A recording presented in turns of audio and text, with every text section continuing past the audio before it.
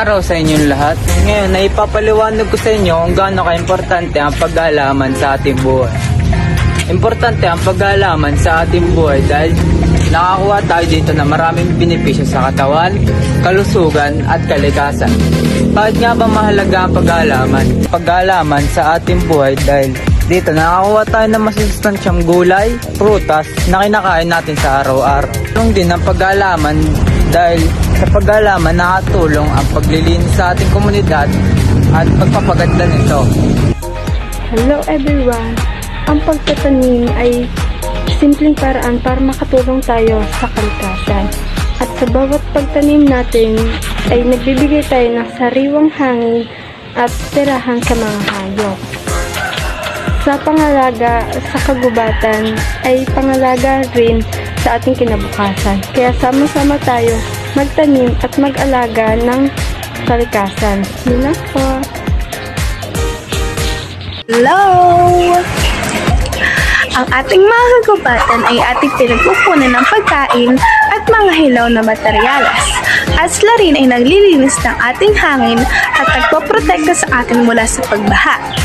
Anong mga pwede natin gawin para malagaan ito?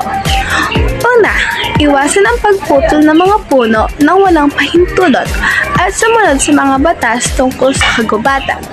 Pangalawa, magtanim ng mga bagong puno para palitan ng mga naputol. At pangatlo, suportahan ang mga lokal na program at negosyong nagtataguyod na nagpapanatili ng paggamit ng mga yaman ng kagubatan tulad ng mga produkto mula sa responsableng pagtotroso. Ayun lamang. Bye-bye! Guys, ang pagtatanim ng puno ay mahalaga upang tayo ay magkaroon ng malinis na hangin sa paligid. Ang pagpuputol naman ng puno ay maaari nating magamit panggatong sa pagluluto ng pagkain. Everyone, ako po pala si Michelle Emeranda mula sa ikasyam ng Jockey. Ngayon, ating alamin kung ano nga ba talaga ang kalagahan ng sektor ng agrikultura o ang paghahalaman. Ang paghahalaman ay mahalaga dahil ito ay nagbibigay ng kabuhayan sa mga tao. Nagbibigay ito ng mga pagkain, sariwang hangin at dagdag tulong na rin ito sa ating ekonomiya.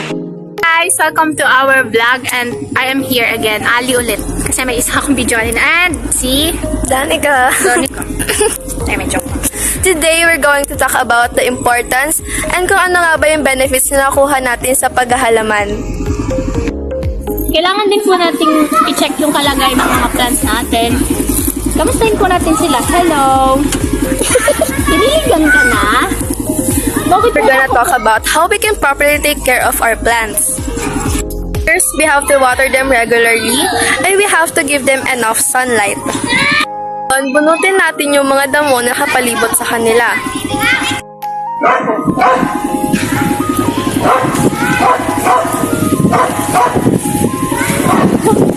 Bigyan natin sila ng organic fertilizers na gawa sa balat ng prutas at gulay.